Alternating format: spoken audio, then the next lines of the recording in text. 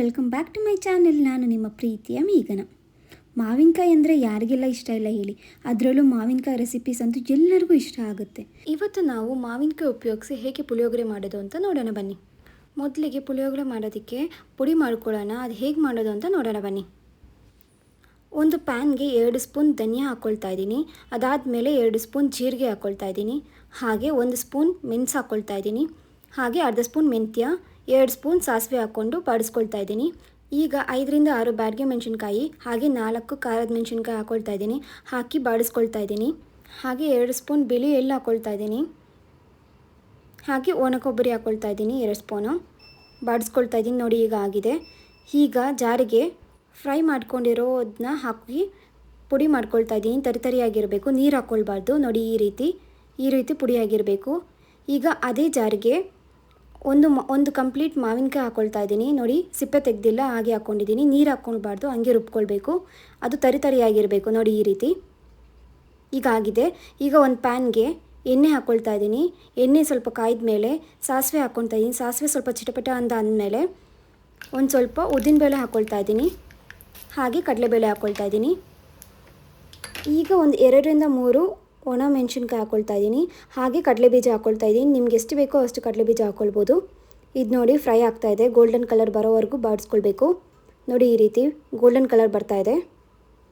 ಈಗ ಗೋಡಂಬಿ ಹಾಕ್ಕೊಳ್ತಾ ಇದ್ದೀನಿ. ಗೋಡಂಬಿ ಆಪ್ಷನಲ್ಲು, ನಿಮ್ಗೆ ಇಷ್ಟ ಬಂದರೆ ಹಾಕ್ಕೊಳ್ಬೋದು. ಇಲ್ಲಿ ನಾನು ಹಾಕ್ಕೊಳ್ತಾ ಇದ್ದೀನಿ.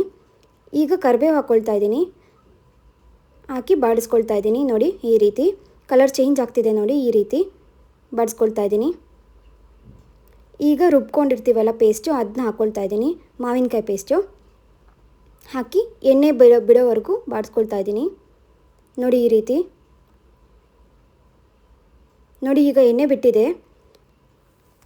ಈಗ ಬಿಟ್ಟ ಮೇಲೆ ಈಗ ಪುಡಿ ಹಾಕ್ಕೊಳ್ಳೋಣ. ನಾವೇನು ಮಾಡಿಟ್ಕೊಂಡಿದ್ವಲ್ಲ ಪುಡಿ, ಆ ಪುಡಿ ಹಾಕ್ಕೊಳ್ತಾ ಇದ್ದೀನಿ. 3 ಸ್ಪೂನ್ ಹಾಕ್ಕೊಳ್ತಾ ಇದ್ದೀನಿ. ಒಂದು ಮಾವಿನಕಾಯಿಗೆ 3 ಸ್ಪೂನ್ ಹಾಕ್ಕೊಳ್ತಾ ಇದ್ದೀನಿ. ನೋಡಿ ಈ ರೀತಿ 3 ಸ್ಪೂನ್ ಹಾಕ್ಕೊಂಡಿದ್ದೀನಿ. ಈಗ ಮಿಕ್ಸ್ ಮಾಡ್ಕೊಳ್ತಾ ಇದ್ದೀನಿ. ಈಗ ನಾನು 1 ಸ್ಪೂನ್ ಬೆಲ್ಲ ಹಾಕ್ಕೊಂಡಿದ್ದೀನಿ. ಹಾಗೆ ರುಚಿಗೆ ತಕ್ಕಷ್ಟು ಉಪ್ಪು ಹಾಕ್ಕೊಂಡಿದ್ದೀನಿ. ನೋಡಿ ಈಗ ಬಾಡಿಸ್ಕೊಳ್ತಾ ಇದ್ದೀನಿ. ಇದು ಒಂದು 5ರಿಂದ 6 ನಿಮಿಷ ಫ್ರೈ ಮಾಡ್ಕೊಳ್ಬೇಕು. ಈ ಗೊಜ್ಜನ್ನ ನೀವು 1 ವಾರ ಸಹ ಸ್ಟೋರ್ ಮಾಡ್ಬೋದು. ಹಾಗೆ ಫ್ರಿಜ್ನಲ್ಲಿ ಕೂಡ ಇಟ್ಟು ಉಪಯೋಗಿಸ್ಕೊಳ್ಬೋದು. ನೋಡಿದ್ರಲ್ಲ ಪುಳಿಯೋಗರೆ ಗೊಜ್ಜನ್ನ ಹೇಗೆ ಸಿಂಪಲ್ಲಾಗಿ ಮಾಡ್ಬೋದು ಅಂತ. ಈಗ ನಾನು ಆಲ್ರೆಡಿ ಅನ್ನ ಮಾಡ್ಕೊಂಡಿದ್ದೀನಿ. ಅನ್ನಕ್ಕೆ ಗೊಜ್ಜು ಹಾಕ್ಕೊಳ್ತಾ ಇದ್ದೀನಿ. 2 ಸ್ಪೂನ್ ಗೊಜ್ಜು ಹಾಕ್ಕೊಳ್ತಾ ಇದ್ದೀನಿ. ಹಾಕಿ ಮಿಕ್ಸ್ ಮಾಡ್ಕೊಳ್ತಾ ಇದ್ದೀನಿ. ಅನ್ನ ಅಂತೂ ಉದುದ್ರಾಗಿದ್ದರೆ ಪುಳಿಯೋಗರೆಗೆ ಚೆನ್ನಾಗಿರುತ್ತೆ. ನೋಡಿ ಈ ಥರ ಕಲಿಸ್ಕೊಳ್ತಾ ಇದ್ದೀನಿ. ಈ ರೀತಿ ನೋಡಿ ಎಷ್ಟು ಚೆನ್ನಾಗಿ ಕಾಣ್ತಿದೆ ಅಲ್ವಾ. ಈಗ ನೋಡಿ ಇದಾಗಿದೆ, ಕಲಿಸ್ತಾ ಇದ್ದೀನಿ. ನೋಡಿ ಕಲರ್ ಅಂತೂ ಪರ್ಫೆಕ್ಟಾಗಿ ಬಂದಿದೆ.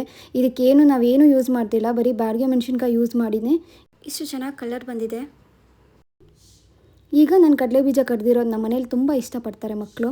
ಸೊ ಅದಕ್ಕೆ ನಾನು ಕಡಲೆಬೀಜ ಹಾಕಿದ್ದೀನಿ. ಹಾಗೆ ಕೊತ್ತಂಬರಿ ಸೊಪ್ಪು ಸ್ವಲ್ಪ ಹಾಕ್ಕೊಂಡಿದ್ದೀನಿ. ನೋಡಿದ್ರಲ್ಲ ಹೇಗೆ ಮಾವಿನಕಾಯಿ ಉಪಯೋಗಿಸಿ ಪುಳಿಯೋಗರೆ ಮಾಡೋದು ಅಂತ. ಇದೊಂದು ಸತಿ ಟ್ರೈ ಮಾಡಿ ನೋಡಿ, ನಿಮಗೆ ಇಷ್ಟ ಆಗುತ್ತೆ. ಈ ವಿಡಿಯೋ ನಿಮಗೆ ಇಷ್ಟ ಆಗಿದ್ದಲ್ಲಿ ಪ್ಲೀಸ್ ಸಬ್ಸ್ಕ್ರೈಬ್ ಮಾಡಿ, ಲೈಕ್ ಮಾಡಿ, ಹಾಗೆ ಶೇರ್ ಮಾಡಿ.